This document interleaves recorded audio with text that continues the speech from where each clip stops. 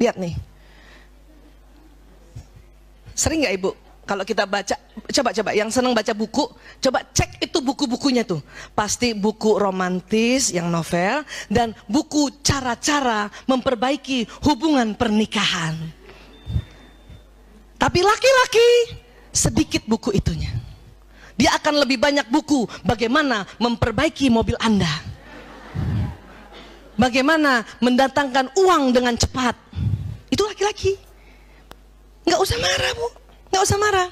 Kenapa? Karena memang perempuan itu secara anatomi otaknya ya selalu ingin mau romantis. Makanya buku-bukunya soal ini, dia berusaha bagaimana menjadi romantis, mesra dengan pasangan hidupnya. Tapi laki-laki kenapa senang buku-buku atau ya bacaan-bacaan yang kaitannya dengan ya ilmu ukur ruang. Kenapa? Karena otaknya laki-laki dominan kanan. Next. Ini laki-laki. Ini perempuan otaknya nih. Apa sih ini Bu Aisyah? Sambungan di dalamnya. Sambungan neuron. Kita Bu dari kecil Masya Allah. Allah bikin sambungan neuron kita selalu seimbang. Kiri kanan sama. Tapi laki-laki, kalau dulu ingat pelajaran kita, waktu dari kecil yang tersambung kanan duluan. Apa sih Bu Aisyah kanan? Kanan itu otak kreativitas. Otak warna. Otak bermain. Ya. Otak bergerak, otak musik, ya, otak teknologi. Makanya pernah waktu saya bilang kan Bu, siapa yang anak laki-lakinya waktu TK main aja terus? Ada Bu? SD main juga, SMP masih main, SMA masih main, udah jadi bapak-bapak masih main. Laki banget.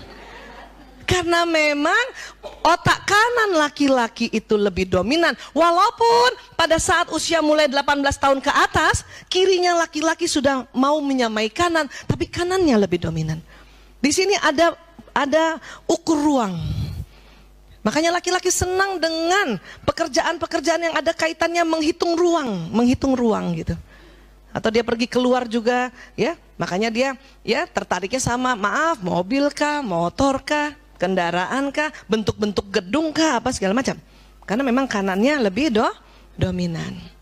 Dan senang juga pada benda. Kenapa? Otak benda di kanan. Ya, iya. Oke, lanjut lagi. Jika seorang wanita tidak berbahagia dalam hubungan keluarganya, dia tidak dapat berkonsentrasi pada pekerjaannya. Jadi kalau kita perempuan ya di keluarga nggak bahagia, lah habis dimarahin suami, kesel sama suami, ya anak sakit, kita tidak bisa konsentrasi pada pekerjaan kita. Walaupun korpus kolosum tebal, bisa kerja tapi itu air mata nggak pernah berhenti. Itu masakan nggak perlu pakai garam, sudahlah biar kadang-kadang jatuh dari air mata kita, ya. Nah, laki-laki bagaimana? Laki-laki, jika seorang pria tidak bahagia dalam pekerjaannya, dia tidak dapat memusatkan perhatiannya pada hubungan keluarganya. Ya? Artinya apa? Doakan suami kita kerjaannya berhasil. Hari ini ya Allah, mudahkan urusan pekerjaan suamiku di kantornya ya Allah, di tempat pekerjaannya ya Allah. Supaya apa? Kalau urusan kerjaannya bagus, laki-laki itu perhatian sama keluarganya. Itu satu. Kan kerja kita kan doain gitu ya. Apalagi kita support. Makanya nggak usah ganggu-ganggu kalau lagi dia kerja. Suami di kantor telepon, ayah. Pulang bentar dong, bawain kue kek. Bu, nggak usah. Kenapa? Berarti nanti kerjaannya terganggu, pekerjaannya gagal. Nanti dia nggak suka sama ibu, dia nggak suka sama keluarganya. Ya, karena memang sudah begini kan, ini pembagian tugas kan. Karena anatomi otak juga, karena Allah juga yang kasih. Ya, ini ingat baik-baik. Ya. Jadi wanita orientasinya itu hubungan, pria orientasinya pekerjaan. Makanya saya suka gemes kalau ada istri-istri ya yang suaminya lagi kerja baik-baik apa banyak maunya, paling enggak suruh jemput ini jemput itu gitu loh ya.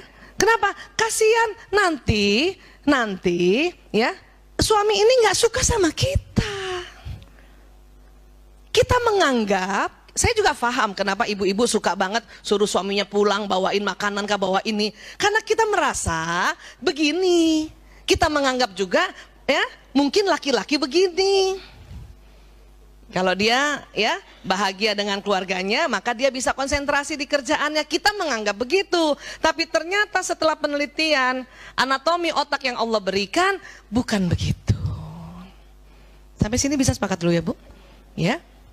Tapi Bu Aisyah dia kerja terus. Ya terus gimana? Iya. Ya terus kan otaknya begini. Ya, kan dia kerja terus. Kita tahu juga otaknya begini. Kalau kita ganggu nanti dia malah marah. Malah nggak suka sama kita. Jadi dia apain Bu? Ya sudah kirimkan doa. Supaya kerjaannya cepat selesai. Kan gitu. Ya Allah mudahkan urusan pekerjaannya. Cepat selesai ya Allah. Makanya sore pulang. Nah gitu. Ya kan? Pakai kekuatan doa itu. Kan kita sudah tahu kalau kita doa ada keluar sinyal, bukan? Iya, ya Allah. Ya, ini dia. Tapi aku rindu banget Bu Aisyah, aku sendiri di rumah. Sama. Coba tanya semua ibu-ibu nih. Ya Bu, pernah begitu kan? Iya. Dulu kita nggak paham, makanya kita gangguin suami. Ayo pulang, cepetan pulang. Pulang atau saya yang pulang.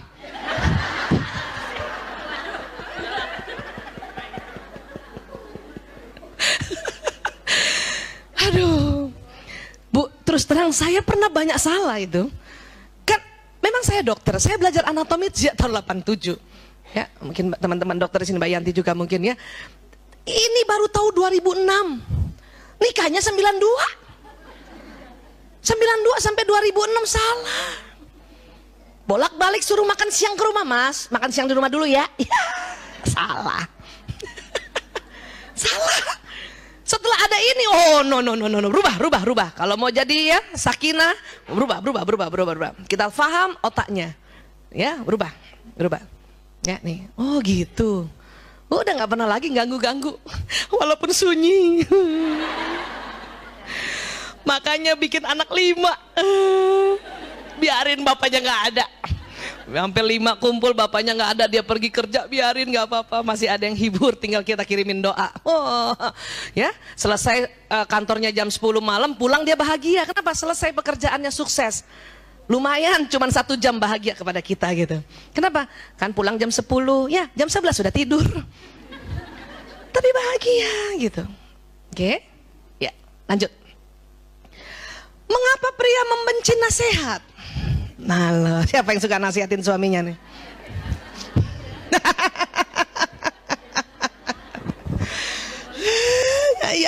Ya. Kenapa coba kira-kira suami kita benci nasihat itu? Tapi suami saya kalau saya nasihatin dia diem aja, itu bagus, dia santun. Sebetulnya sih nggak mau begitu. Kalau kita kasih nasihat tuh suami tuh kalau dia mau ngikutin, ya, dan jarang taklim juga. Kita lagi nasihat dia mau bilangnya begini, diam. Cuman karena santun. Itu lagi yang dicatat oleh malaikat sebagai amal solehnya itu. Masya Allah. Banyak sekali pahalanya ya Bu. Allahu Akbar. Kenapa benci nasihat? Kita lihat ini. Jadi tolong jangan tawarkan nasihat kepada pria kecuali ia memintanya. Kadang suami gitu ya. Suami saya gitu sering juga ya beberapa kali. Bu Isa, menurut Bu Isa, saya harus ambil keputusan apa? Dia minta tuh. Ya, itu silakan kasih. Ya.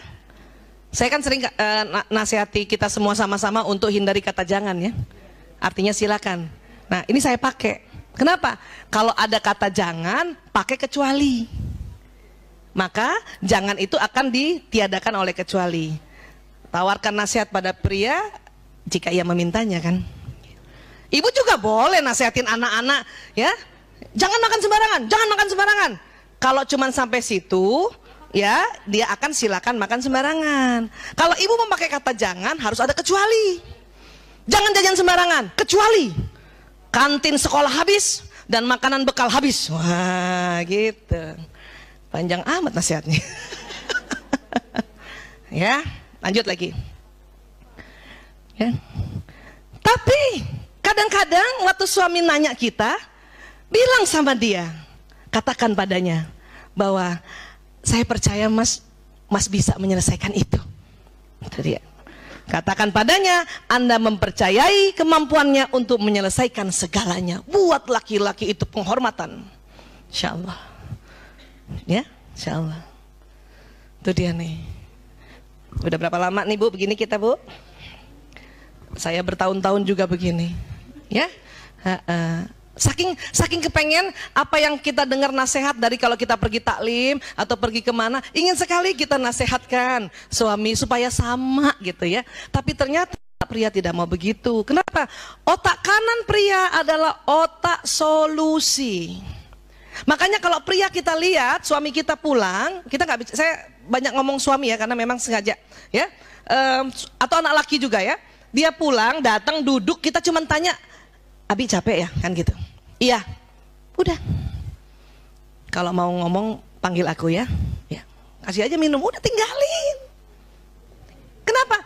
Laki-laki yang sedang ada masalah, ya, dia akan duduk, akan memandang sesuatu tempat gitu.